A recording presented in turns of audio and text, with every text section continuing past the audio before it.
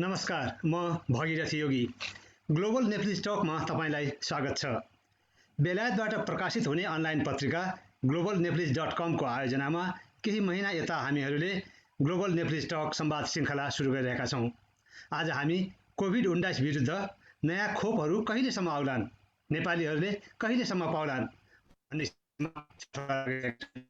आज हामीहरूसँग अतिथिको रूपमा काठमाडौँबाट जोडिनु भएको छ पूर्व स्वास्थ्य मन्त्री तथा नेपाली कङ्ग्रेसका सांसद माननीय गगन थापा, त्यस्तै बेलायतको बर्मिङहम विश्वविद्यालयमा औषधि विज्ञानका सह प्राध्यापक डाक्टर विभु पौड्याल। तपाईहरू दुवैजनालाई कार्यक्रममा स्वागत छ। धन्यवाद। यो कार्यक्रम global Nepalese .com, London Nepal news .com, osnepal.com, south Asia time .com र काठमाडौँमा नेपाल लाइभ .com का फेसबुक पृष्ठहरूबाट पनि प्रत्यक्ष प्रसारित भइरहेको छ। कार्यक्रमको सुरुमा म बेलायतको बर्मिङहममा कार्यरत डाक्टर विभु पौड्याल कहाँ जान चाहन्छु। विभुजी, भर्खरै बेलायतमा फाइजर र बायोएनटेकले विकास गरेको खोप आइपुग्यो भन्ने समाचार पनि हामीले पढ्न सुन्न पाएका थियौँ। बेलायतले अलि हतार गरेर स्वीकृति दियो भन्ने आलोचना पनि भएको थियो। यो खोप कतिको भर पर्दछ?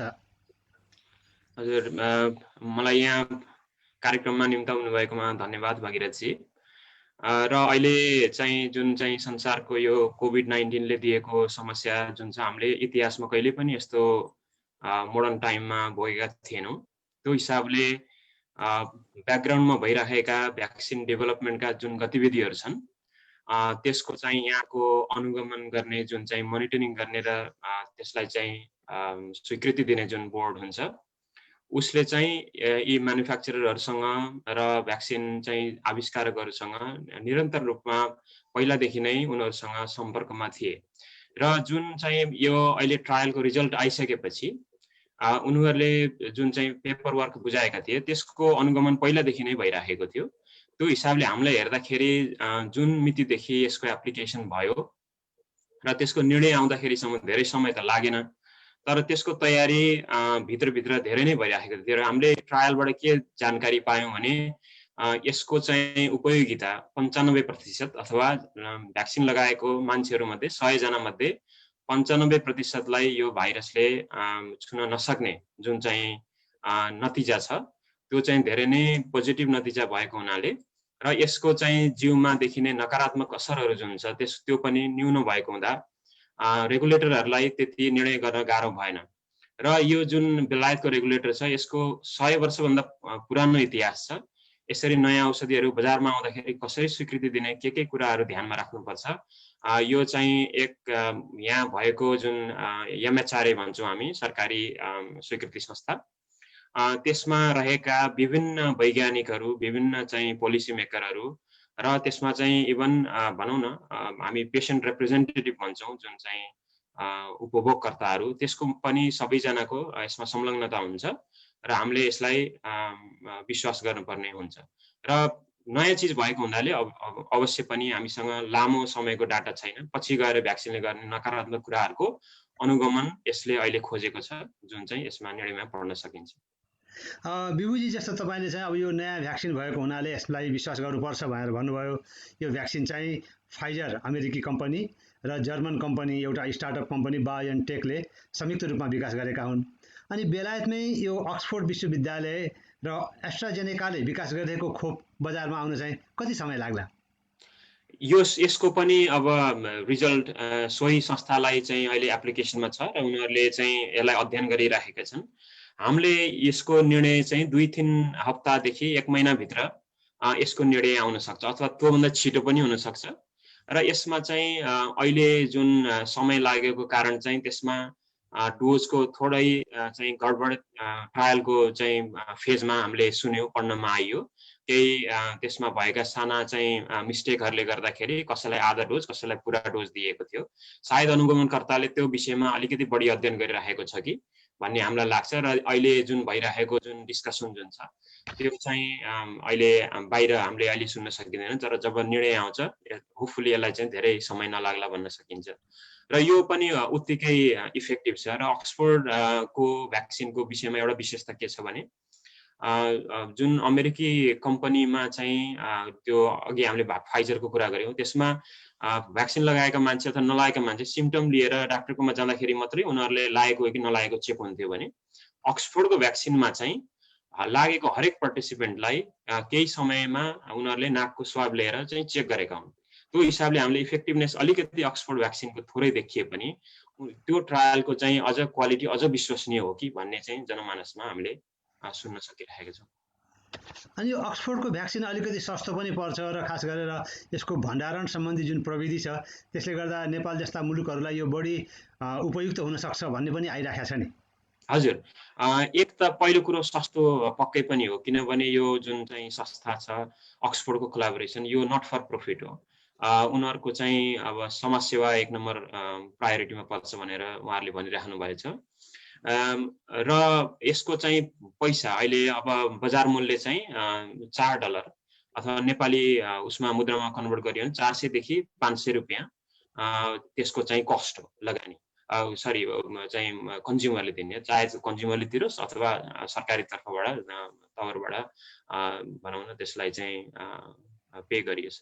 र यसको चाहिँ तपाईँले भन्नुभएको जस्तै फ्रिज टेम्परेचरमा यसलाई राख्न सकिन्छ र नेपालमा पनि अहिले धेरै जसो भ्याक्सिनहरू फ्रिजमा राखेरै गरिन्छ।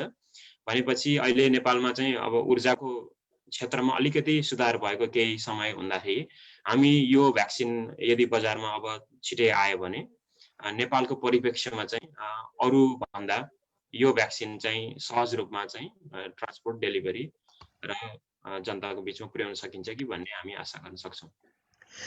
धन्यवाद विभुजी। तपाईँ औषधि विज्ञानको प्राध्यापकको रूपमा यो कसरी भ्याक्सिनहरूको विकास भइराखेको छ भनेर युरोपमा र संसारभरि नजिकबाट हेरिराख्नु भएको छ। हामी यस विषयमा थप चर्चा गर्नेछौँ। म अब काठमाडौँमा हामीसँग जोडिनुभएका नेपाली कङ्ग्रेसका नेता तथा पूर्व स्वास्थ्य मन्त्री गगन थापाज्यू कहाँ जान चाहन्छु। गगनजी, तपाईँले यो कोरोना सङ्क्रमण नेपालमा आएदेखि नै नेपाल सरकारलाई विभिन्न सुझावहरू दिनुभयो, खबरदारी गर्ने कामहरू गर्नुभयो र यो मिलेन, यसो भएन, यसरी जानुपर्छ भनेर पटक पटक जानकारी पनि गराइराख्नुभयो, सचेत पनि गराउनुभयो। त्यसको के प्रभाव परेको पाउनुभयो? सबभन्दा पहिला त एकदमै धन्यवाद यो कार्यक्रममा जोडिने मौका दिनुभएकोमा। विभुजीकै कुराहरूबाट पनि कति कुराहरू कार्यक्रमको दौरानमा पनि नयाँ कुराहरू सिक्ने, थाहा पाउने मौका दिनुभयो, यसको लागि पनि थप आभारी छु। हामीहरू यो पेन्डेमिकको जतिखेरको अब यसबाट यो पेन्डेमिक हो, नेपाल यसबाट अछुतो रहन सक्दैन त्यसैले भन्ने भइसके पछाडि र हाम्रो हेल्थ सिस्टमको जस्तो अवस्था छ, स्रोतको जुन सीमितता छ, यो सबै कुराले प्रारम्भमा नै के एउटा धारणा हामीले बनाएका थियौँ भने यो सरकारलाई तिमी गर भनेर मात्रै हुँदैन र यो सरकार भन्ने एउटा कुनै सरकार पनि हाम्रो पार्ट हो सिस्टमको, हामीहरू सबै एक ठाउँ उभिनुपर्छ भन्ने थियो। त्यसैले प्रारम्भबाटै हामीले खास गरी त्यो सङ्केत सरकार नेपाल सरकारले के बुझिदियोस् भन्ने थियो भने यो लडाइँमा मैले सबैलाई समेटेर लिएर जानुपर्छ। नेपालको एउटा हाम्रो आफ्नो खालको एउटा मौलिक राजनैतिक एउटा प्रवृत्ति छ, केही यो मैले सकारात्मक प्रवृत्तिको चर्चा गरेको। हामीहरू थुप्रै बहुदलीय प्रतिस्पर्धा हुने गरेको देशहरूमा यो देख्दैनौँ। राजनीतिक दलहरू कतिपय कुराहरूका सन्दर्भमा यो सैद्धान्तिक तह मात्र होइन, सँगै मिलेर काम गर्ने, साझेदारी गर्ने, सहकार्य गर्ने, हामीहरूले चाहे त्यो संविधान निर्माणको कुरा होस्, चाहे राजनीतिक आन्दोलनको कुरा होस्। त्यसैले पहिलो कुरा चाहिँ यो बेलामा प्रधानमन्त्रीजीले यो एउटा अब अकल्पनीय अनपेक्षित एउटा ठुलो महासङ्कटको अवस्था आयो महाव्याधिले गर्दा, त्यसैले म सिङ्गो देशलाई लिएर सँगै हिँड्छु भन्ने एउटा अवस्था अवसर उहाँले पाउनुपर्छ र त्यसको लागि सबभन्दा पहिला हात हामीले अगाडि बढाउनुपर्छ भनेर भन्यौँ। दुर्भाग्यका साथ भन्नुपर्छ अहिले त्यस्तो अवस्था छैन। त्यसैले मैले त्यो प्रयत्नहरू सुरुमा राख्दै गर्दाखेरि भन्ने कुराको पछाडिको अपेक्षा चाहिँ यो थियो एउटा। दोस्रो, सुरुदेखि नै के कुरा थियो भने यो आज अपरेसनल लेभलमा बसिरहेको मान्छेले चाहिँ आज के हुन्छ तत्कालको कुराहरू हेर्ने हो, तर माथि त्यो नीति बनाउने ठाउँमा बसिरहेकोले चाहिँ अलि परसम्मको हेर्नुपर्छ। अलि त्यस कारणले गर्दाखेरि त्यो जसले गर्दा हामीलाई पूर्व तयारीको निम्ति समय पनि हुन्छ, पूर्व तयारीको योजना बनाउन सकिन्छ। हामीले फागुनमा छलफल गर्दै गर्दा वैशाखमा के, जेठमा के, असारमा के, श्रावणमा के, हाम्रो देशभित्रको घटनाक्रम कसरी जान्छ, मोबिलिटी कसरी हुन्छ, सबै कुरा अहिलेदेखि हेरौँ।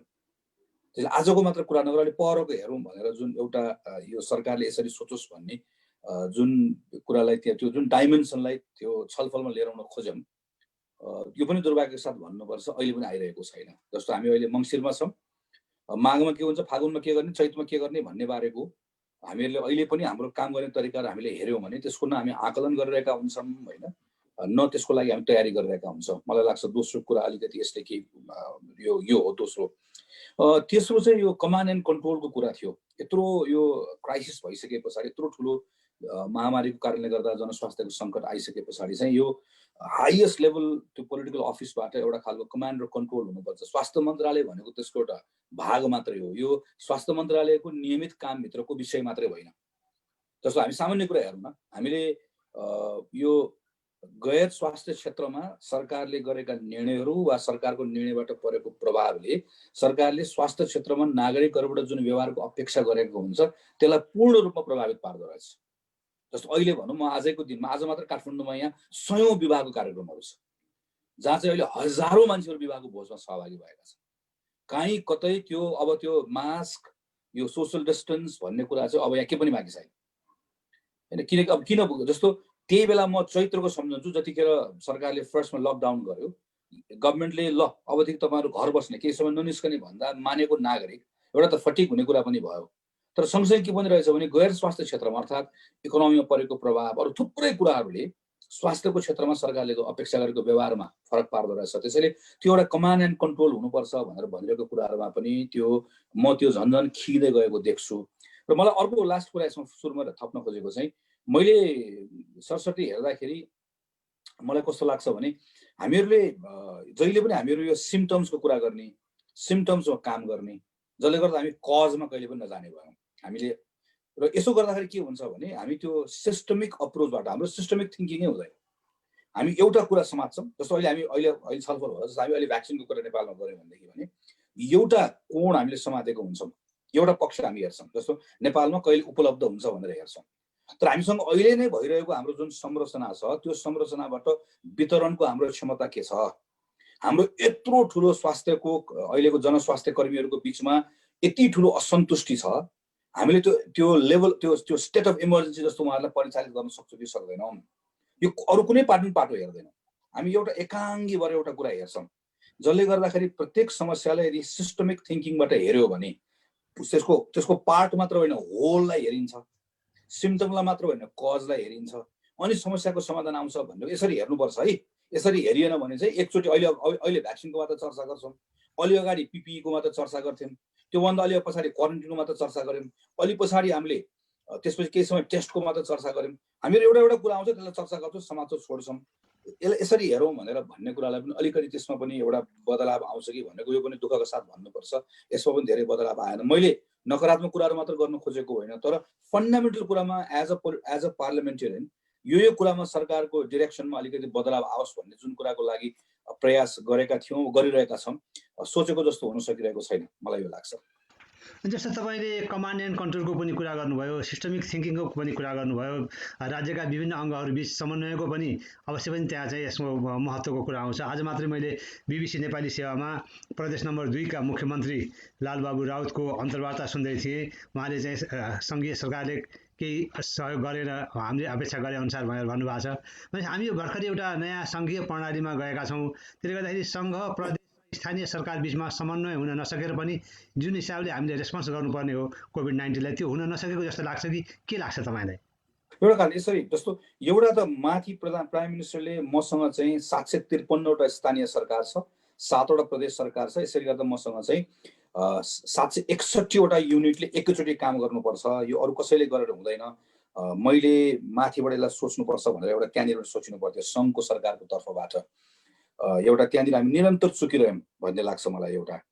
अनि दोस्रो फेरि यो यसरी हामीले भर्टिकल खालि यहाँ चाहिँ सङ्घ प्रदेश उसको मात्र होइन, सङ्घको सरकारभित्र पनि विभिन्न जुन हामीले एउटा सामान्य अवस्थामा जसरी काम गर्दै गर्दा मन्त्रालय बनाएका हुन्छौँ, विभाग बनाएका हुन्छौँ, छुट्याएका हुन्छौँ, विभिन्न साइलोजहरू हुन्छ, त्यहाँभित्र हामी अलग अलग ढङ्गले सोध्छौँ, एक भएर हामी सोचेकै हुँदैनौँ। अनि हाम्रोमा समन्वय गर्ने भनेको चाहिँ कस्तो बुझिएको हुन्छ भने समन्वय गर्ने भनेको एउटा गोलमेचमा गएर सँगै बैठक बस्यो भने त्यसलाई हामी के भन्छौँ भने आज हाम्रो समन्वयको बैठक बस्यो भनेर भन्छौँ।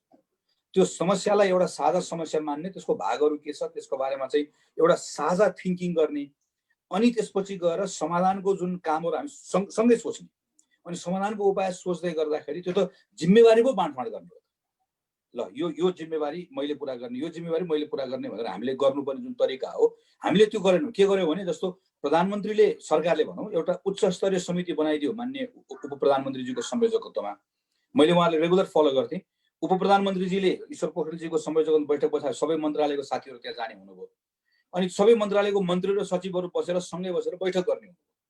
अनि त्यसलाई हामीले के भन्यौँ भने उच्च स्तरीय समन्वय समिति भन्यौँ, त्यो बैठक हो भनेर भन्यौँ। तर त्यसलाई समस्यालाई त्यो त हामीले के खोजेको भने त्यो वारको जस्तो सोच्ने भनेको चाहिँ त्यसलाई एउटा मनोविज्ञानबाट यो समस्यालाई कसरी जुझ्ने भनेर सबैले एकै ठाउँमा बसेर अनि त्यो समस्याको विविध पाटाहरू के छन् मैले भनेको जस्तो होललाई हेर्ने, अनि त्यसको काम गर्दै जाँदै गर्दा मेरो भागमा यो जिम्मेवारी पुरा गर्यो भने मैले यो जिम्मेवारी पुरा गर्दै गर्दा समस्या समाधानको यहाँनिर मद्दत पुग्छ भनेर सोच्यो भने पो त्यो समन्वय भयो त। त्यसैले समन्वय तपाईँले भन्नुभएको जस्तो माथि तल पनि भएन, हराइजन्टल पनि भएन। अझ त्यहाँ मात्र होइन, मैले त सुरुमा भने यहाँनिर त यसपालि त त्यो कमान्ड कन्ट्रोल गर्ने कुरामा र सँगै लिएर हिँड्ने कुरामा त अब माथि भनौँ न, जस्तो सङ्घको संसदभित्र भएको हामीहरू जस्तो अपोजिसनमा बसेको, अपोजिसन बिचमा बसेका पोलिटिकल पार्टीहरू सँगै काम गर्न आउन तयार छ। कतिसम्मको अवसर थियो भने सरकार एउटा कोष बनायो, हेर्दा सामान्य कुरा देखिन्छ। ल मसँग मैले एउटा आपतकालीन कोष बनाएँ, विशेष कोष बनाएँ भनेर भन्यो। सबैभन्दा पहिला नेपाली कङ्ग्रेस प्रमुख प्रतिपक्षी दलले आफ्नो सांसदहरूबाट पैसा जम्मा गरेर, पार्टीको कार्यकर्ताको लेबीको पैसा जम्मा गरेर 50 लाख रुपियाँ झोलामा बोकेर कोषमा लगेर हाल्यो। अमाउन्टको कुरा होइन, त्यसको मेसेज। योभन्दा पहिला के हुन्थ्यो, योभन्दा पहिला जिल्लामा कहीँ जस्तो भूकम्प गयो अथवा केही गयो भने राहत वितरण गर्ने भनेर राजनीतिक दलहरू सबैले आफ्नो स्रोत परिचालन आफूले गर्दै। किन? त्यसको मेसेज के? हामी सरकारलाई ट्रस्ट गर्दैनौँ, त्यसैले हामी आफै गर्छौँ, म छुट्टै गर्छु भन्ने थियो। तर यसपालि यो त महामारी हो, यो सामान्य त्यस्तो यो अरू डिजास्टर जस्तो पनि होइन। त्यसैले हामी के पनि गर्दैनौँ, हामी सरकारलाई मद्दत गर्छौँ, सरकारको कुरा सुन्छौँ। त्यसैले हामीसँग भएको सीमित रकम पनि त्यहीँ लगाएर हाल्छौँ भनेर यसरी प्रारम्भ भएको जुन मोमेन्टम छ, त्यो मोमेन्टमलाई पनि त्यसलाई पनि सँगसँगै लिएर हिँड्ने कुरा, त्यसलाई लिएर त्यसबाट शक्ति आर्जन गरेर जुन कमान्ड गर्नुपर्ने हो त्यो चुक्यौँ हामीहरू, मलाई त्यो लाग्छ। धन्यवाद माननीय गगन थापाज्यू। हामी यो छलफललाई अगाडि बढाउनेछौँ। म फेरि तपाईँका आउँछु। म एकपटक फेरि बेलायतको बर्मिङहम विश्वविद्यालयमा औषधि विज्ञानका सहप्राध्यापक डाक्टर विभु पौड्यालज्यूका जान चाहन्छु। विभुजी, जस्तो यो अमेरिका र यो पश्चिमी मुलुकहरूमा विकास भइरहेको खोप बाहेक रुस, चीनमा पनि खोपहरूको विकास भइराखेको छ। रुसले आफ्ना 1 लाख नागरिकहरूलाई खोप लगाइसकेको भन्ने समाचारहरू पनि आएको थियो। यी खोपहरू विकासको कुन चरणमा छन् र कतिको सुरक्षित छन्? छोटकरीमा बताइदिनुहोस् न। हजुर, यो भ्याक्सिन बनाउने चाहिँ तरिका भिन्न भिन्न हुन्छ। मेनली 3 देखि 4 प्रक्रियाबाट भ्याक्सिन बनाइन्छ। हामीले पुरानो जुन चाहिँ रोगहरू, बिफर, दादुराहरू हुन्छ, यिनीहरूको भ्याक्सिन बनाउने तरिका पहिला चाहिँ ट्रेडिसनली के थियो भने भाइरसलाई चाहिँ त्यसलाई इनएक्टिभ गरेर र त्यसले चाहिँ रोग लगाउने क्षमता त्यसको चाहिँ निरुत्साहित गरिदिएर त्यसपछि त्यसलाई चाहिँ हाम्रो ह्युमन बडीमा हाल्यो भने हाम्रो जिउले रोग प्रतिरोधक क्षमता चाहिँ त्यसबाट विकास गर्ने हो। र त्यो खाले जुन टेक्नोलोजी छ अहिले पनि त्यो युज हुन्छ र हाम्रो अहिले चाहिँ इन्डिया, चाइनामा बनिराखेको जुन चाहिँ भ्याक्सिनहरू छ त्यो प्रक्रिया अन्तर्गत बनाइराखिएको छ।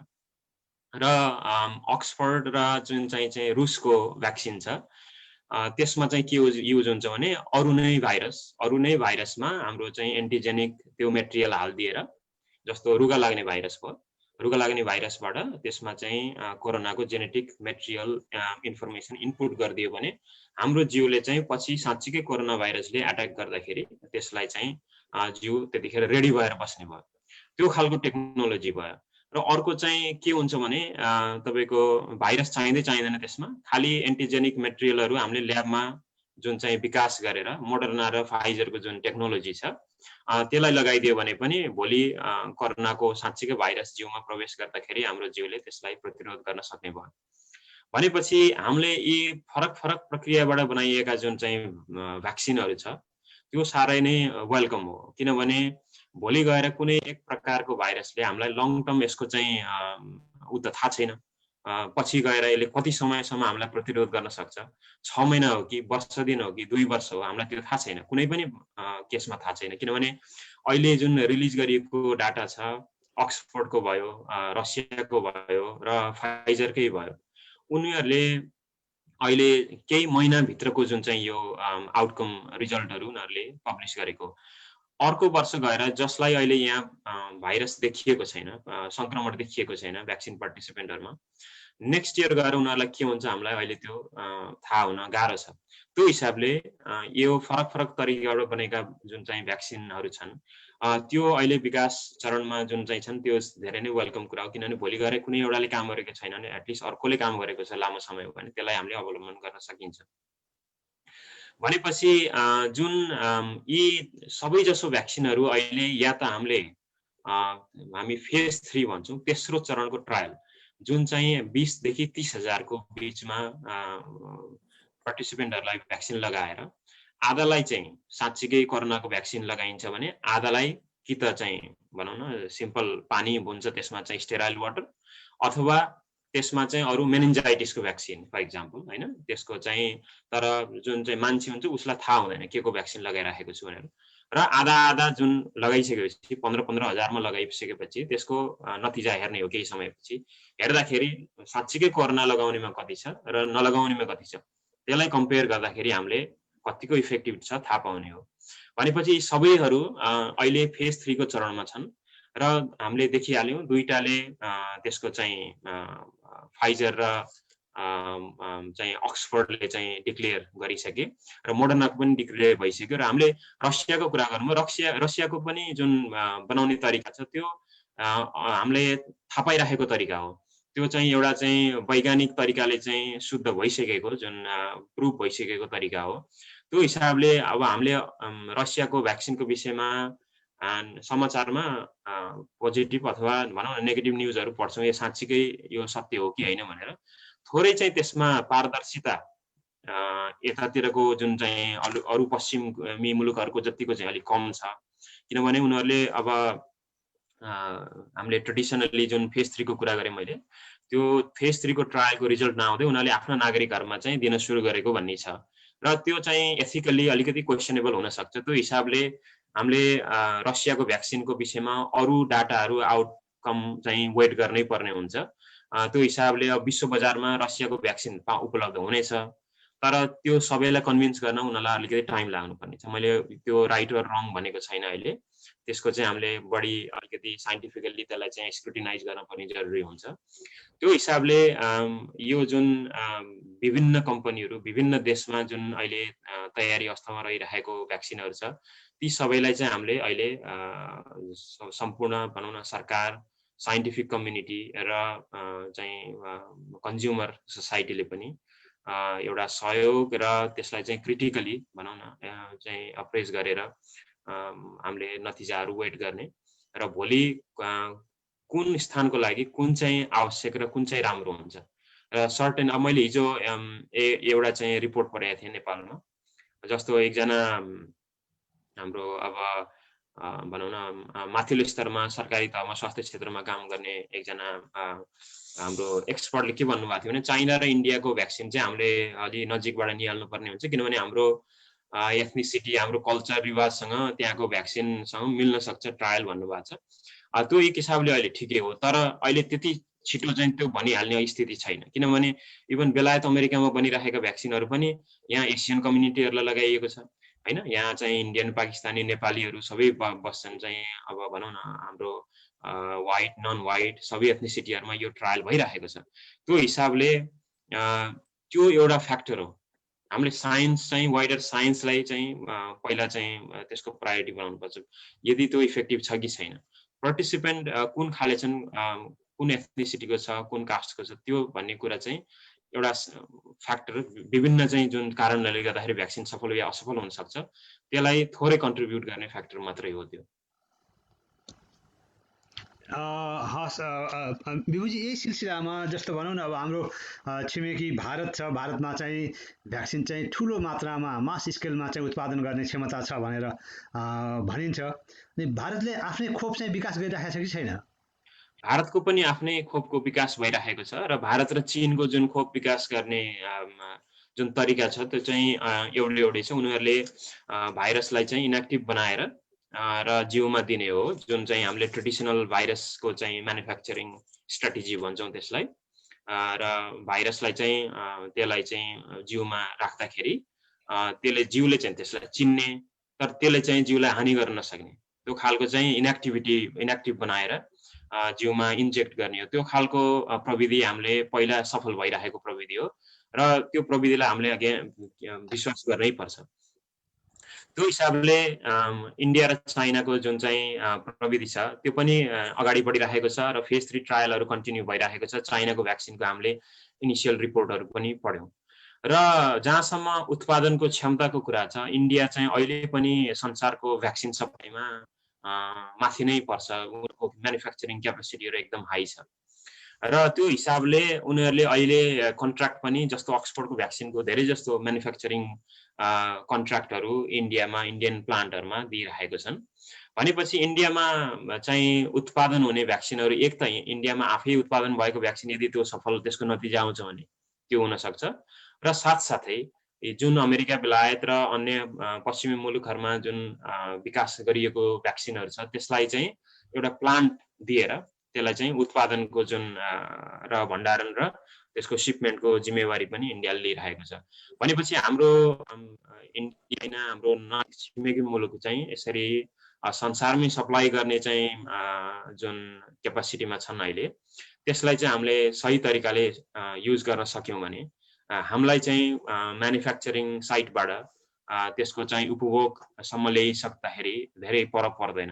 र अर्को कुरा, हाम्रो नेपालमा पनि अहिले चाहिँ इन्जेक्टेबल पेरेन्टरल भनौँ त्यो उत्पादन हुन्छ भनेको 10-15 वर्ष नै अझ बढी नै भइसक्यो। हाम्रो नेपालमा पनि इन्जेक्टेबलहरू उत्पादन हुन थालेको भनेपछि अब नेपालको औषधि जुन क्षेत्र विकास क्षेत्र छ, मैले पनि त्यसमा पहिला काम गरेको।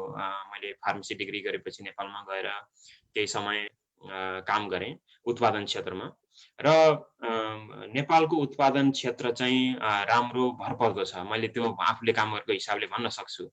र हामीले अब भविष्यमा के सोच्नुपर्छ भने यो त अब छिटै जानेवाला छैन।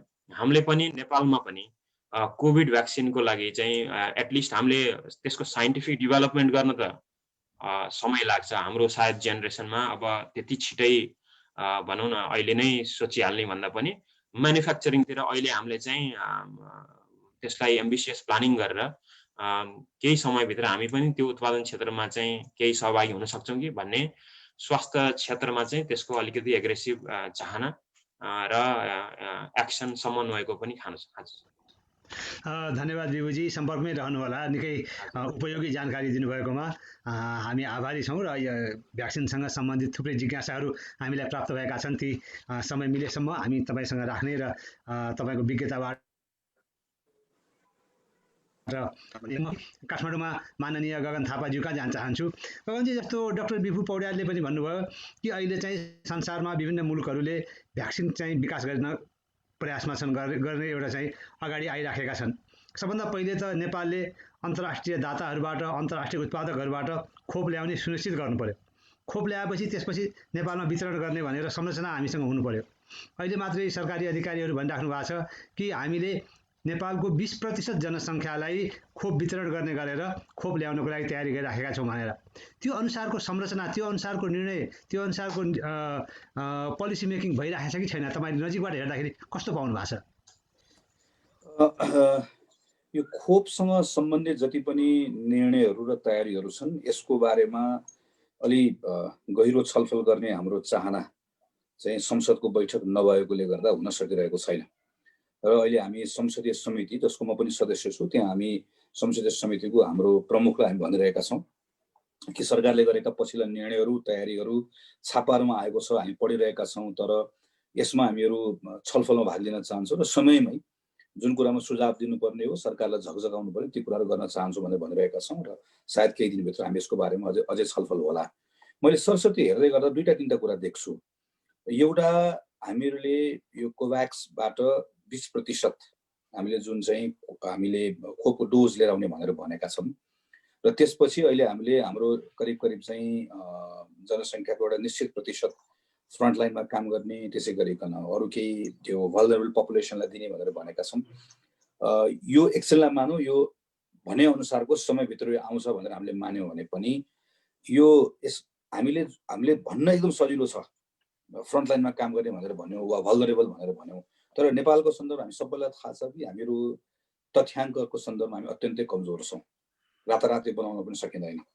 हाम्रो लिगेसीमा यो कुरा आएको छ। त्यसैले अहिलेदेखि नै हामीले कसलाई दिने, त्यसको पहिचानको आधारहरू के हुने भन्ने कुरामा हामीले काम गर्न सुरु गर्नुपर्ने हुन्छ। एक दोस्रो, यसलाई भण्डारण गर्ने एउटा चुनौती छ, त्यसपछि वितरण गर्ने कुरा। मैले अघि नै पनि भने अहिले यस्तो फटिक स्वास्थ्य क्षेत्रमा आइसकेको छ कि त्यो बेलामा हामीले मैले एउटा राजनीतिक निर्णयबाट वा चाहिँ सरकारको निर्णयबाट आउन त आयो, तर त्यसलाई वितरण गर्ने र त्यसलाई यो सुविधा प्रयोग गर्नेसम्म, सेवाग्राहीसम्म पुर्याउने कुराको सन्दर्भमा चाहिँ अहिले जुन मेकानिजम हामीसँग छ त्यसमा मात्रै हामीले भर पर्न सक्ने हाम्रो अवस्था रहँदैन। त्यसका निम्ति हामीले अहिलेदेखि नै सँगसँगै तयारी गरेर जानुपर्ने हुन्छ।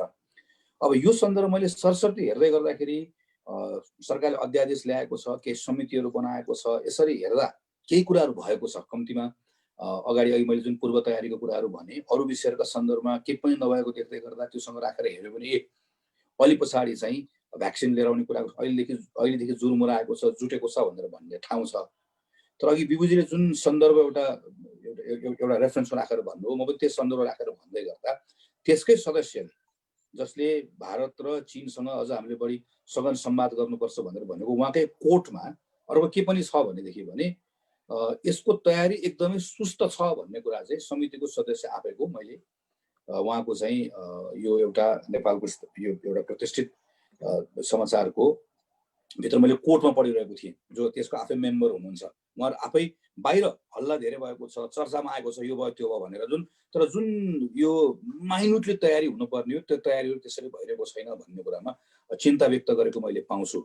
अब यो सँगसँगै अर्को हामीले हेर्नुपर्ने कुरा चाहिँ हामीले खोपको इतिहास हामीले हेऱ्यौँ भने शक्तिशाली देशहरूको जोसँग स्रोत छ, शक्ति छ, उनीहरूले पहिला पाउने र हामीहरू जस्तो कमजोरले एकदमै ढिलो पाउने एउटा यो। र हाम्रो जस्तो देशभित्र फेरि यहाँ पनि शक्तिशालीले पहिला पाउने, कमजोरले ढिलो पाउने अवस्था हामीहरूकोमा रहन सक्छ। यो यो यो यो यो यो अनुभवबाट कसरी सिक्ने एउटा अर्को कुरा यो भयो। अब हामीले हाम्रै विज्ञहरू, अहिले बिबुजीले थप भन्नु होला, हाम्रो विज्ञहरूले भने अनुसारको 60देखि 70% हाम्रो जनसङ्ख्याको उहाँहरूलाई खोप दिनुपर्छ भनेर भनेको बेला 20% खोपको सुनिश्चितता यो अहिलेको कोभ्याक्स अन्तर्गत हाम्रो भयो भने पनि बाँकीको खोप हामीले कसरी प्राप्त गर्ने?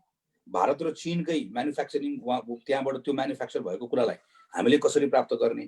अनि कतिपय सन्दर्भमा फेरि चाहिँ सरकारले निशुल्क ल्याएर निशुल्क वितरण गर्ने कुरा एउटा, शुल्क तिरेर ल्याएर निशुल्क वितरण गर्ने कुराको बारेमा कस्तो प्रबन्ध गर्ने, शुल्कै तिरेर ल्याएर शुल्कै तिरेर खरिद गर्ने बारेमा कस्तो प्रबन्ध गर्ने, त्यो कसले पाउने?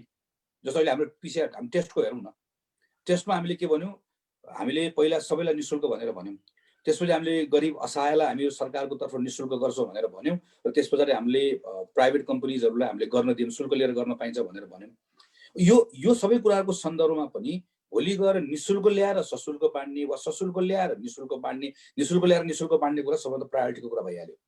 तर त्यस पछाडिको चाहिँ नपुगेको ठुलो डोज चाहिँ शुल्क तिरेर ल्याएर निशुल्क ल्याएर निशुल्क बाँड्ने, शुल्क तिरेर ल्याएर निशुल्क बाँड्ने, शुल्क तिरेर ल्याएर शुल्क सहित बाँड्ने भन्ने कुरा, सर्टेन फी लगाएर गर्ने भन्ने कुरा, यसलाई कसरी हेर्ने अर्को कुरा होला।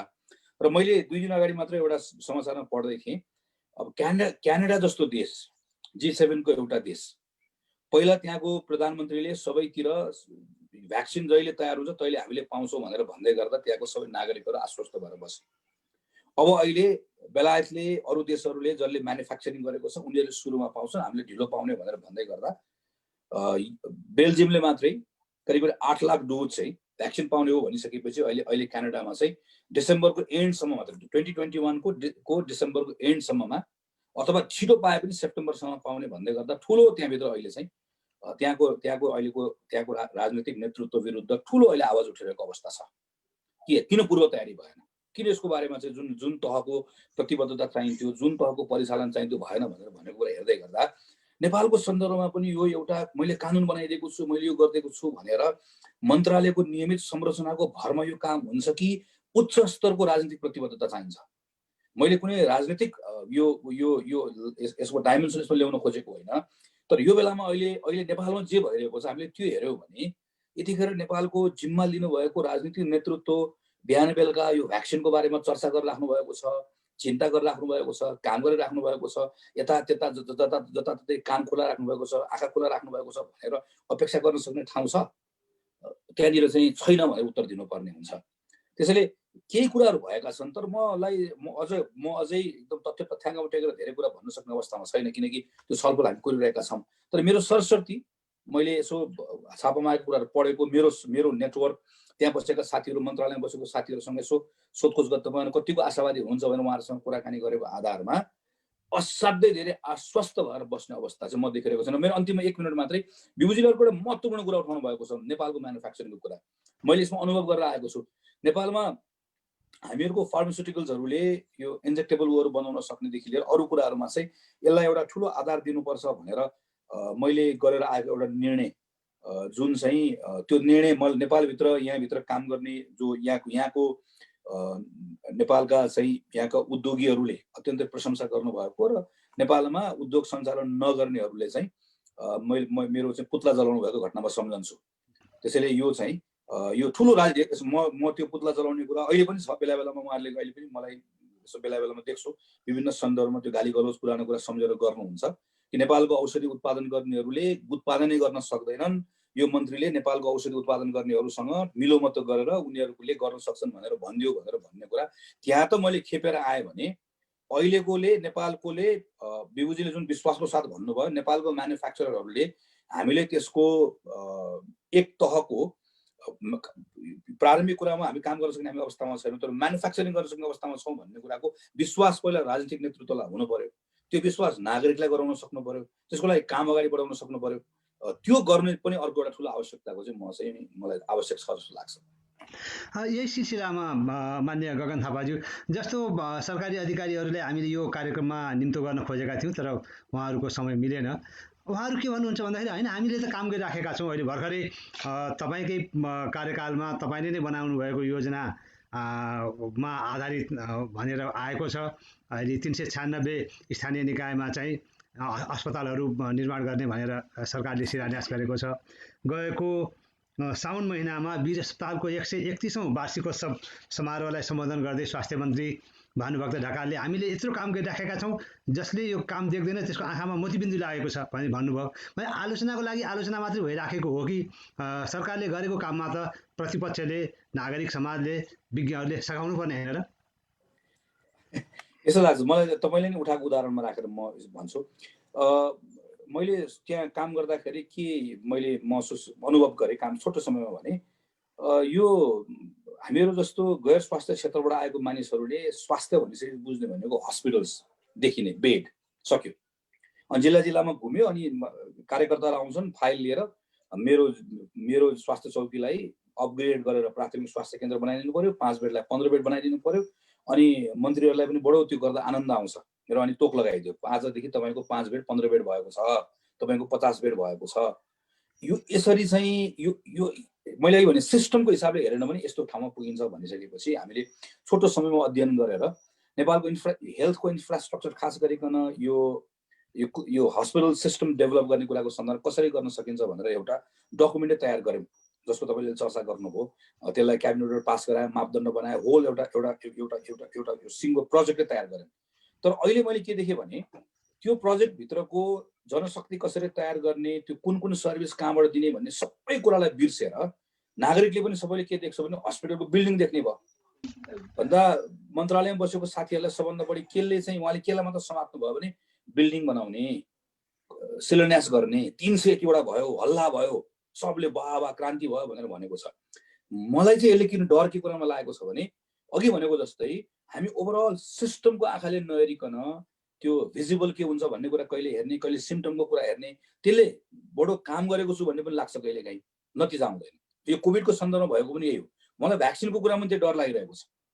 हामीले ओभरअल हाम्रो वितरण, हाम्रो स्ट्रक्चरल समस्या कहाँ छ, कहाँनिर के हुन्छ भन्ने कुरालाई कहाँ एउटा जस्तो भ्याक्सिन आउने कुरा आउनेदेखि वितरण गर्ने प्राप्त गर्ने बेलासम्म जस्तै भन्ने बेलासम्ममा के स्टेप्सहरूमा के गर्नुपर्छ भनेर अहिलेदेखि सोचिएन भने हेर्नु होला अलिक पछि पहिलाको जस्तो हो र यो भ्याक्सिन आइसकेपछि कसले दिने र कसले नपाउने, कसले पहिला लाउने र कहिले नपाउने भन्ने सन्दर्भमा कत्रो ठुलो यहाँभित्र समस्या आउनेवाला छ। त्यसैले यसरी हेर्ने हामीले यो गभर्मेन्टको साथीहरूलाई यतिखेर भन्न खोजिरहेको कुराहरू भनेको चाहिँ आलोचना गर्ने रहरै छैन। यो बेलामा क्रिटिकली हेर्ने हाम्रो काम पनि हो। क्रिटिकली हेरेर उहाँलाई यसरी बढौँ है भनेर भनिराख्ने कुराहरू हो। मलाई लाग्यो मैले अघि पनि भने कि के कुराले अलिकति बढी हल्लासल्ला हुन्छ भन्ने कुरातिर मात्र हाम्रो अलिकति बढी ध्यान गयो अरू कुराकोमा। त्यसको आधारमा हेर्दै गर्दा भ्याक्सिनको कुरामा पनि मलाई यो अघि भनेको जस्तो जहाँ जहाँ समस्या छ त्यतातिर नगएर हल्ला गर्नेतिर मात्र बढी रुचि हुन्छ कि भन्ने कुराले गर्दाखेरि यो विषय उठाइरहेको हो। धन्यवाद गगनजी। हामी कार्यक्रमको अन्तिम चरणमा आइराखेका छौँ। भ्याक्सिन नेपालमा अहिले कुन खालका भ्याक्सिनहरू अन्तर्राष्ट्रिय क्षेत्रमा विकास भइरहेका छन् र नेपालीहरूले कहिलेसम्म भ्याक्सिन पाउलान् भन्ने विषयमा आज हामी छलफल गरिरहेका छौँ। म फेरि डाक्टर विभु पौड्यालजीका जान चाहन्छु। उहाँ बेलायतको बर्मिङहम विश्वविद्यालयमा प्राध्यापन गर्नुहुन्छ। विभुजी, अब यो भ्याक्सिन डिप्लोमेसीको पनि कुरा आइराखेको छ। नेपाल जस्तो अल्पविकसित मुलुकले कसरी खोप प्राप्त गर्न सक्ला कोरोना विरुद्धको खोप, र अहिले बजारमा आएका अन्तर्राष्ट्रिय क्षेत्रमा विकास भइरहेका खोपहरूमध्ये कुन खोप नेपालको लागि उपयुक्त हुन सक्छ जस्तो तपाईँलाई लाग्छ? अहिले गगनजीले भन्नुभएको जस्तो कोभ्याक्स प्रणाली मार्फत चाहिँ नेपालले 20% आफ्नो जनसङ्ख्याको लागि खोप प्राप्त गर्ने जुन त्यसमा एप्लिकेसन परेको छ र त्यो 20% जुन पपुलेसनलाई आउने जुन डोजहरू छ पहिला चाहिँ अब त्यसको समन्वय हुनु जरुरी छ।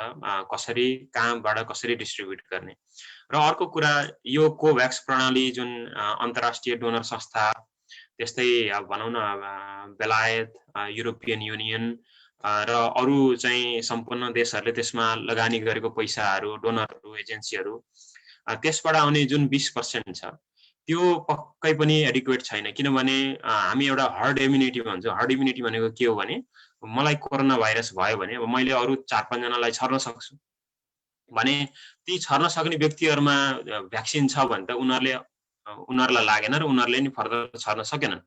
60 देखि 70% जनसङ्ख्यामा हामीले कम्तीमा पनि भ्याक्सिन पुर्याउन सक्यौँ भने हर्ड इम्युनिटी आएर ओभर टाइम चाहिँ त्यो भाइरस हराएर जान्छ। त्यो हिसाबले हामीसँग ग्याप छ। 20% यदि आयो भने त्यो पनि एम्बिसियस फिगर हो।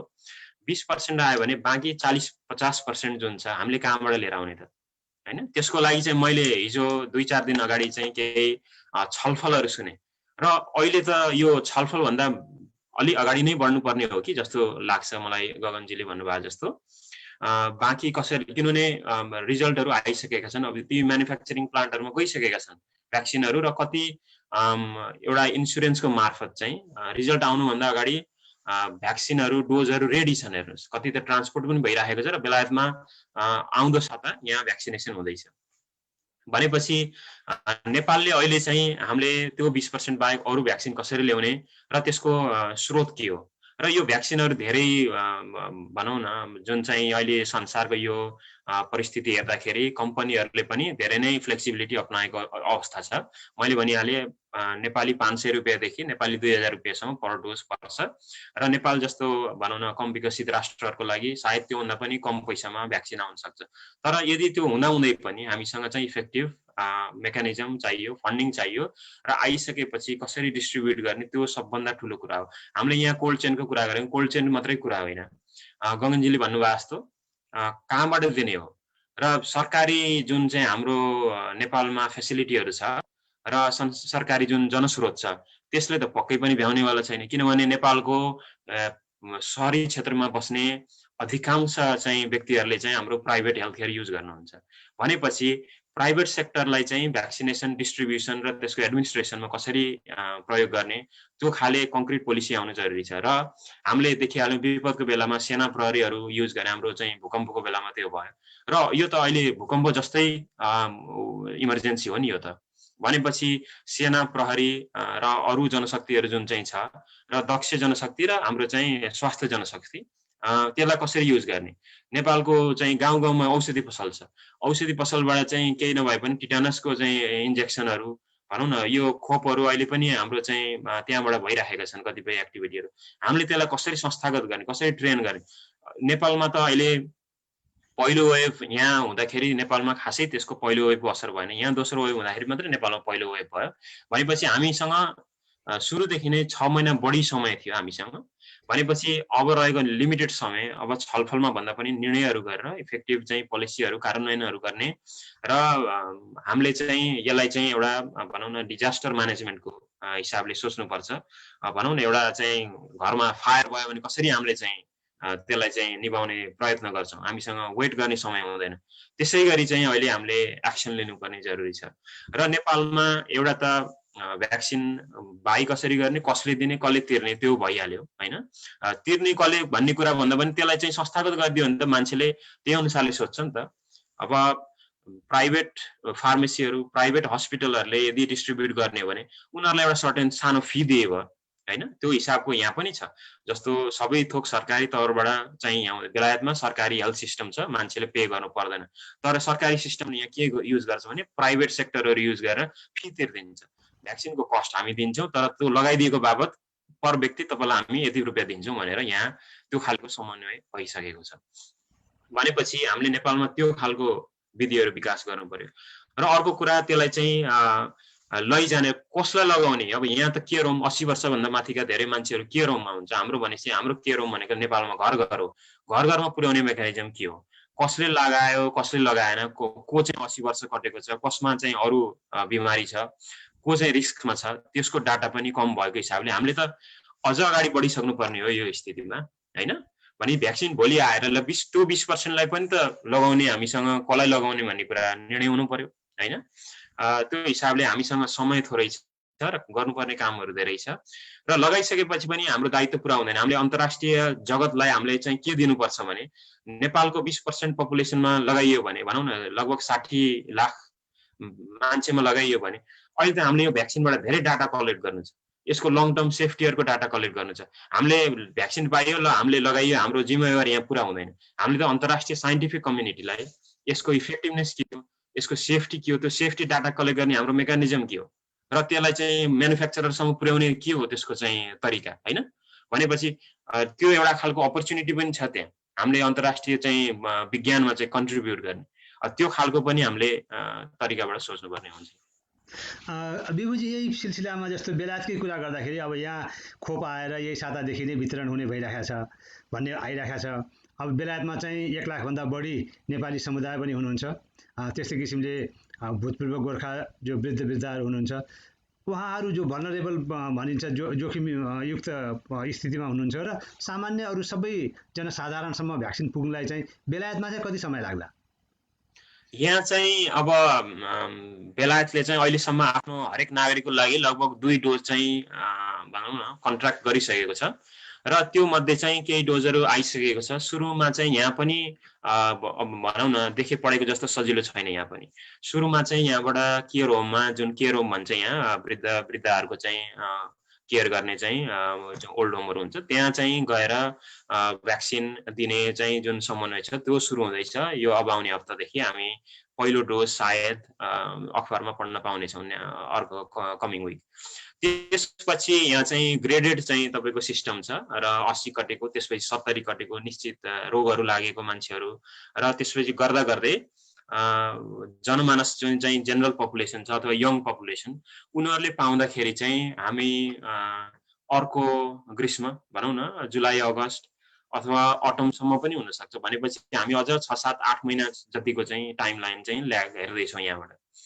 भनेपछि र म यस्तो देशको कुरा गर्दैछु जहाँ चाहिँ उनीहरूले भ्याक्सिन डेभलपमेन्ट हुँदैखेरि त्यसको चाहिँ नतिजा आओस् नआओस् एउटा चाहिँ रिस्क राखेर त्यो चाहिँ भनौँ न एउटा भनौँ न बेलायत हामी धनी देश भनेर बुझिन्छ अन्तर्राष्ट्रिय स्तरमा, तर यहाँ पनि यो सबै बरो गरेको पैसा हो, यो पनि चाहिँ लोन लिएको पैसा हो। यो लोन पहिले चाहिँ तपाईँको एउटा इन्सुरेन्स स्किममा गएर भ्याक्सिन सफल होस् वा नहोस् हामी चाहिँ पैसा दिन्छौँ तिमीहरूलाई। त्यसो गर्दाखेरि उनीहरूको भ्याक्सिन डेभलपमेन्ट गर्ने कामलाई पनि सेवा पुग्छ भनेर त्यसरी अग्रिम चाहिँ भुक्तानी गर्दाखेरि पनि हामी यहाँ अझै अलमोस्ट 1 वर्षको चाहिँ नर्मालिटी टाइम चाहिँ हेर्दैछौँ भने हामी नेपाल जस्तो मुलुकमा चाहिँ अझ बढी चाहिँ समय लाग्न सक्ने देखिन्छ। त्यो हिसाबले हामीले त्यो सोच्नु पर्यो र बेलायतमा हामीले अब भनौँ न चाहिँ यहाँ चाहिँ त्यो क्राइटेरिया मिट गर्ने यहाँको बसोबास गर्ने जुनसुकै चाहिँ नागरिक अथवा जुनसुकै क्षेत्रबाट आएका हुन् अथवा भनौँ न नेपाली माइग्रेन्ट हुन् जोसुकै हुन्, यदि त्यो उमेरको र सर्टेन रिस्क फ्याक्टरको क्राइटेरिया पुरा हुन्छ भने उहाँहरूले पाउन सक्नुहुन्छ। र त्यसमा पनि भनौँ न अब सोचेको जस्तो हिसाबले सबै नर्मल्ली अगाडि बढ्यो भने मैले भनिहालेँ मैले भनेको टाइमलाइन हो, तर त्यसमा केही बिचमा भ्याक्सिनहरूमा केही नकारात्मक असरहरू देखियो, त्यसलाई एक्स्ट्रा मोनिटरिङ गर्नुपर्ने देखियो भने त्यसले चाहिँ त्यो टाइमलाइनहरूलाई असर गर्न सक्ने हुनसक्छ। धन्यवाद विभुजी। म फेरि काठमाडौँमा पूर्व स्वास्थ्य मन्त्री गगन थापाज्यूका जान चाहन्छु। गगनजी, जस्तो अब विभुजीले पनि भन्नुभयो र यो समाचारहरूमा पनि आइराखेको छ, कमसेकम आउँदो पुस नहुँदै झन्डै 1 वर्ष अझै हामीलाई लाग्न सक्छ नेपालमा खोप आइपुग्न र वितरण हुन। त्यति बेलासम्म हामी नेपालीहरू कसरी सुरक्षित रहने, नेपालमा कोरोना सङ्क्रमणबाट कसरी जोगिने, तपाईँको सुझाव के छ? सबभन्दा पहिला त यो हाम्रो पोलिटिकल लिडरसिप सरकारमा बस्ने हामी सबै, मैले भर्खर काठमाडौँको विवाहको उदाहरण दिएँ, पोलिटिकल लिडरसिपले यो भ्याक्सिन आइसक्यो, अब सबै कुरा सकिसक्यो, एभ्रिथिङ इज अन्डर कन्ट्रोल, सब ठिकठाक छ भन्ने गलत सन्देश प्रभावित गर्ने कुरालाई रोक्नु पर्यो। यो हामीले तयारी गरेको कोभ्याक्सको 20%, त्यो भनेको हाम्रो 60 लाखको हामीलाई 2 करोडभन्दा हर्ड इम्युनिटीको लागि कम्तीमा 2 करोडभन्दा बढीलाई लगाउनु पर्छ, त्यो पनि कहाँबाट आउने अझै निश्चित भइसकेको छैन। त्यसको निम्ति हामीले गर्नुपर्ने तयारीहरू छ, यो सबै कुराहरू छ। त्यसैले अहिले पनि हामीले जुन सुरुमा स्वास्थ्य सतर्कताको जुन कुराहरू गऱ्यौँ, हामीले मास्कको, सेनिटाइजरको, दूरीको, सुरक्षित रहने उपायहरूको बारेमा एकातिर नागरिकले गर्ने व्यवहारका सन्दर्भमा अनि सरकारी संयन्त्रका सन्दर्भमा हामीले जस्तो टेस्ट गर्न हामीले घटाइसक्यौँ, आइसोलेसनहरू त हामीले सबै छोडिसक्यौँ, ट्रेसिङ हामीले पुरै बन्द गरिसक्यौँ। यो सबै कुरा छोड्दै हामीले हात उठाएको जस्तो छ। अब अहिले इम्प्रेसन के परेको छ, कति परेको छ, कति पारिएको छ कि अब हामीले गजबको प्रगति गरेका छौँ, यो घट्दै गएको छ, अब हामीहरू चाहिँ करिब चाहिँ यसलाई हामीले ठिक ठाउँमा ल्याइसक्यौँ भन्ने जस्तो ढङ्गबाट जसरी हामीले बुझ्न थाल्यौँ वा बुझाउन थाल्यौँ, यो हाम्रो निम्ति अत्यन्त प्रत्युत्पादक हुन सक्छ। त्यसैले मलाई लाग्छ एकातिर भ्याक्सिनका सन्दर्भमा यो हामीले यही कोभिड रेस्पोन्समा गरेका हाम्रा फेलियर्सहरूबाट सिक्ने जस्तो म एउटा दुईटा भन्छु। सङ्घीय नेपालको 3 तहको सरकारको बिचमा समन्वय नहुँदै गर्दा सुरुमा हामीले क्वारेन्टिनहरू कसरी बनाउँदै र व्यवस्थापन गर्ने भन्ने बारेमा ठुलो जुन खालको एउटा परिणाममुखी हामीले काम गर्न सक्नु पर्दै गर्ने कुरा एउटा चुक्यो। अब अहिले पनि ठ्याक्कै त्यही कुरा हुन आउँछ, कसरी परिचालन गर्ने, पब्लिक प्राइभेटको पार्टनरसिप कसरी गर्ने भन्ने कुरा नहुँदै गर्दाखेरि हामीसँग यति अवसर थियो, त्यो चुक्यो। अहिले भर्खर विभुजीले उदाहरण दिएर भन्नुभयो बेलायतको, नेपालका सन्दर्भमा कसरी गर्ने, हामी अहिले जस्तो कतिपय कुराहरू तयारी अवस्थामा कसरी रहने, जस्तो हामीलाई कहाँको म्यानुफ्याक्चरिङ गरेको कुरा आउँछ भन्ने थाहा छैन। अहिले बाहिर आएको जस्तै हाम्रो कोल्ड चेनले काठमाडौँ मात्र हो नि -20 डिग्रीसम्म जाने भनेको, त बाहिरसँग हामी त -2 -8 सम्मको मात्रै छ। हामीले त्यसो भने हामीले के कुरामा तयारी गर्नुपर्ने, कहाँ हामीले मर्मत समार गर्नुपर्ने, यी सबै कामहरू हामीले गरेर बस्ने एकातिर गर्दै जाउँ, नागरिकलाई र एकदम सही सूचना दिउँ। ल है पक्नुहोस्, तपाईँहरूले कम्तीमा पनि 8 महिना लाग्छ, 9 महिना लाग्छ, हामीले दिन यतिलाई मात्र यस्तो हुन्छ यसरी भन्दै जाउँ। र त्यो बेलासम्म हामीसँग उपाय छैन। हामीले अझै पनि हामीसँग त्यो अप्ठ्यारो समयमा छौँ, नागरिकको पनि हामीलाई यो व्यवहार हाम्रो अपेक्षित छ, सरकारका संयन्त्रले यसरी काम गर्नुपर्ने छ, यसरी गर्नुपर्ने छ भन्ने कुरा हामीले भन्दै गऱ्यौँ भने अघि मैले भनेको साझा कुरा हुन्छ। मलाई चाहिँ डर के कुरामा लागिरहेको छ, हामीले हल्ला असाध्यै अब आइसक्यो, भ्याक्सिन आइसक्यो, हामीले ल्याइसक्यौँ, हामीले अध्यादेश ल्यायौँ, हामीले समिति बनायौँ, आजै आयो भोलि नआयो भनेर एकातिर हामी हल्ला गर्ने, त्यसले गर्दा मानिसहरूलाई ल सबै कुरा म त प्रत्येक दिन जसो मानिसहरू कहीँ न कहीँ भेटघाट हुन्छ, कुराकानी हुन्छ, मैले भेटेको सबै मान्छेहरू चाहिँ अहिले चाहिँ यो सकियो भन्नेमा पुग्नु भएको छ, सकियो, अब इट्स ओभर, अब हामीले सबै कुरा ठिकठाक बनाइसक्यौँ, अब केही दिन भ्याक्सिन आउँदैछ भन्ने खालको इम्प्रेसन पाएर बस्नुभएको अवस्था छ। अलिकति गलत सूचना प्रभावित भएको छ, यसलाई ठिक ठाउँमा लिएर आउँ, गर्नुपर्ने तयारीहरू गरौँ र केही समय चाहिँ हामीलाई खोप उपलब्ध हुँदैन, भयो भने पनि सीमित सङ्ख्यामा हुन्छ, त्यसको निम्ति चाहिँ हामीले अहिले गर्दै आएको कुरालाई अझै बढी प्रभावकारी ढङ्गले गर्नुपर्छ भन्नेतिर सोचौँ र फर्क्यौँ भन्ने लाग्छ मलाई। यसै सिलसिलामा गगनजी, जस्तो अब यो गैर आवासीय नेपाली गरिरहेको अन्तर्राष्ट्रिय क्षेत्रबाट भ्याक्सिन जुटाउन र नेपालमा खोप वितरणमा पनि केही सघाउन सक्छ कि तपाईँको विचारमा? जस्तो यस्तो होला, जस्तो अहिले अब मलाई के लाग्छ भने हामीहरूले नेपालले नेपालभन्दा बाहिर बसेको नेपालीहरूको बारेमा जहिले पनि कसरी लिइरह्यौँ भने कि यो दुःख अप्ठ्यारो पर्दै गर्दाखेरिको यो च्यारिटीहरूको काममा उहाँहरूले मद्दत गर्नुहुन्छ भन्ने हिसाबले कहिलेकाहीँ हामीले हेऱ्यौँ। कहिलेकाहीँ हामीले नेपाल छोडेर जाने भनेर हामीले त्यहाँनिर लगेर एउटा नेपाललाई कम माया गर्ने र बढी माया गर्ने किता काट हामीले गर्दैनौँ। तर एउटा कुरामा हामी चुकिरहेका छौँ भन्ने लाग्छ। जस्तो बिबुजी अहिले हाम्रो अगाडि उदाहरणको रूपमा हुनुहुन्छ। हाम्रो यति धेरै ठुलो रिसोर्स, हाम्रो ह्युमन रिसोर्स संसारको यति महत्त्वपूर्ण ठाउँमा अहिले जिम्मेवारी लिएर काम गरिरहेका छन्, त्यो चाहिँ नेपाली भएको कारणले गर्दाखेरि मात्रै नेपालले त्यसको लाभ लिन सक्दछ। नेपाली नभएको भए बिबुजी अहिले हाम्रो लागि के हो भन्दा बर्मिङहम युनिभर्सिटीको सहप्राध्यापक, नेपाली हुनुभएकोले आज यत्रो समय दिएर हामीसँग कार्यक्रममा हुनुहुन्छ। यस्तो यस्तो रिसोर्स संसारभरि छ। सो नेपाल चाहिँ नेपालभित्र मात्र छैन, यसलाई हामीले एसेट मान्यौँ भने हाम्रो हो, हामीसँग छ।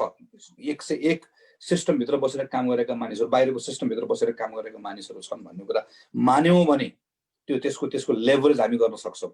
माथिबाट हेरौँ न, नेपालको राजनीतिक नेतृत्व भएर हेर्दै गर्दाखेरि हामीले अन्तर्राष्ट्रिय एजेन्सीहरूलाई प्रभावित गर्नुपर्ने छ। अघि भने स्रोत जुटाउनु पर्ने छ, म्युजिक भन्नु, पैसा कहाँबाट ल्याउने, कसरी किन्ने, त्यसै गरिकन हामीलाई यति फरक फरक ठाउँमा बसेको मानिसहरूले मद्दत गर्न सक्नुहुन्छ। तर सबभन्दा पहिला नेपालबाट जसले मद्दत लिनुपर्ने हो त्यो केमा तयार हुनु पर्यो भने म काम गर्न सुरु गर्छु।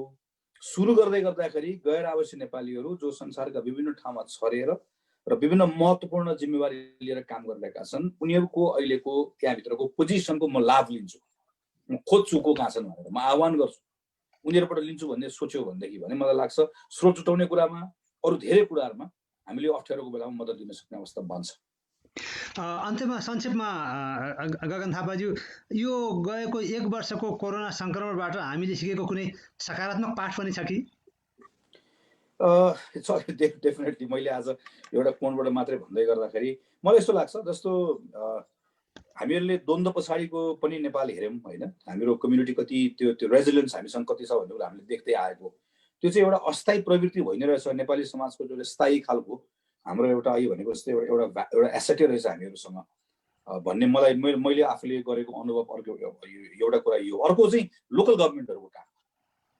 लोकल गभर्मेन्टहरूले नेपालमा अहिले जसरी काम गरेको छ, स्रोत र साधनको सीमितताका बिचमा, अनुभवको चाहिँ एकदमै त्यो अपर्याप्तताका बिचमा उनीहरूले जसरी काम गरेका छन्, मलाई त्यो चाहिँ गजब लागेको छ। कहीँ समस्याहरू भयो होला, अप्ठ्यारोहरू भयो होला। त्यसरी नेपालमा चाहिँ हामीले जुन यो नयाँ सेटअप बनाएका छौँ, फेडरल सेटअपमा लोकल गभर्मेन्टलाई हामीले प्रशस्त अधिकार दिएर जसरी काम गर्ने अवस्थाबाट बनायौँ, त्यो एउटा गजबको अनुभव भयो। यति जे जति कुराहरू भएको छ, यो भएको कुराहरूमा धेरै जसो चाहिँ स्थानीय सरकारमा बसेको त्यहाँको राजनीतिक नेतृत्व, त्यहाँको प्रशासनिक नेतृत्व त्यसले गरेको कामको आधारमा भएको हो। आगामी दिनमा पनि हामीले काम गर्दै गर्दाखेरि यो स्थानीय सरकारलाई अझै बढी यसको स्पेस कसरी बनाउने भन्ने कुरा चाहिँ सायद यसको एउटा सकारात्मक अनुभव यो रह्यो होला भन्ने लाग्छ मलाई। धन्यवाद गगनजी। यही प्रश्न म जाँदा जाँदै डाक्टर विभु पौड्याललाई पनि सोध्न चाहन्छु। विभुजी, यो गएको 1 वर्षको कोरोना संक्रमणले सिकाएको सकारात्मक पाठ तपाईँको विचारमा के हो, छोटकरीमा? अब नेपाल जस्तो मुलुकमा हामीले चाहिँ यो रोग व्याधिहरू हामीले देख्दै आइरहेका थियौँ, तर यो खालको चाहिँ यस्तो नयाँ भनौँ न पेन्डेमिकको जुन चोट चाहिँ नेपालले पनि बिहोर्न पर्यो, त्यसमा चाहिँ जनमानसमा एउटा चाहिँ त्यसको सचेतता भनौँ न, भविष्यमा पर्न सक्ने चाहिँ जुन आउन सक्ने खालका अरू रोगहरू पनि छन्, त्यसको लागि पनि हामीले गर्नुपर्ने तयारी अवस्थाहरू के हो र चाहिँ एउटा चाहिँ हाइजिनको, सोसियल डिस्टेन्सिङको र चाहिँ स्वस्थ जीवन जुन चाहिँ गुजार्ने त्यसको महत्त्व जुन छ, त्यसलाई चाहिँ मान्छेहरूले एप्रिसिएट गर्न थालेको हो कि जस्तो लाग्छ मलाई। किनभने नेपालमा आफ्नो स्वास्थ्यप्रति अलिकति भनौँ न जनचेतना चाहिँ हाम्रो कमी नै देखिन्छ अझै पनि। तर यो कोभिडले के ल्याएको छ भने यसले चाहिँ हामीले के देखियो भने जो कमजोर छ, अब सर्टेन चिजहरू हामीले चाहिँ चेन्ज गर्न सक्दैन, जस्तो उमेर भयो, लागिसकेको रोगहरू भयो जुन चाहिँ ट्रिट हुँदैन। तर हामीले चाहिँ जुन प्रिभेन्सन एक्सनहरू जुन छ, प्रिभेन्सन एक्सन भनेको कति महत्त्वपूर्ण रहेछ त भनेर जनचेतना जुन चाहिँ यङ्गर जेनेरेसनमा पनि होपफुली आएको छ, त्यसलाई चाहिँ मैले सकारात्मक रूपमा लिन्छु। र नेपालमा अब चाहिँ त्यसले चाहिँ गगनजीले भन्नुभयो जस्तै स्थानीय जुन तह छ त्यो चाहिँ एकदमै महत्त्वपूर्ण हुन जान्छ। स्थानीय तहमा अब हामीले चाहिँ मान्छेको फिजिकल मेन्टल वेलबिङको लागि हामीले सामुदायिक रूपमा के गर्नुपर्ने रहेछ त, कति इम्पोर्टेन्ट रहेछ त। होपफुली यसले चाहिँ त्यो खालको एक मेसेज चाहिँ दिएको भन्ने मैले विश्वास गर्छु र त्यसलाई अब हामीले एक्सनमा कार्यान्वयन चाहिँ व्यक्तिगत तवरमा, स्थानीय तवरमा, सरकारी तवरमा भएको अगाडि देख्न चाहन्छु। हस्, धन्यवाद डाक्टर बिबु पौड्यालज्यू। आज हामीले कोभिड-19 विरुद्ध नयाँ खोपहरू कहिलेसम्म आउलान्, नेपालीहरूले कहिलेसम्म पाउलान् भन्ने विषयमा छलफल गऱ्यौँ। आजको छलफलमा आफ्नो व्यस्तताका बावजुद हामीलाई समय दिनुभएकोमा पूर्व स्वास्थ्य मन्त्री तथा नेपाली कङ्ग्रेसका नेता त्यस्तै बेलायतको बर्मिङहम विश्वविद्यालयमा औषधि विज्ञानका सह प्राध्यापक डाक्टर बिबु पौड्यालज्यू, तपाईँहरू दुवैलाई धेरै धेरै हार्दिक आभार र धन्यवाद व्यक्त गर्न चाहन्छौँ। आजको कार्यक्रम global Nepal news dot com, London Nepal news dot com, OS Nepal, south Asia time र काठमाडौँमा नेपाल लाइभ.com-बाट फेसबुक पृष्ठहरूबाट प्रत्यक्ष प्रसारित भइरहेको छ। ती सबै मिडियाका साथीहरूलाई हामी धन्यवाद दिन चाहन्छौँ र यहाँ लन्डनमा हाम्रा साथी डाक्टर जगन कार्की र काठमाडौँमा नारायण अर्यालजीले पनि हामीलाई सघाउनु भयो आजको कार्यक्रममा। यहाँहरू सबैलाई धन्यवाद दिँदै आगामी दिनमा पनि समसामयिक विषयमा यस्तै छलफलका कार्यक्रमहरू लिएर आउने जानकारी गराउँदै आज तपाईँहरू सबैसँग म बिदा माग्न चाहन्छु। नमस्कार, धन्यवाद।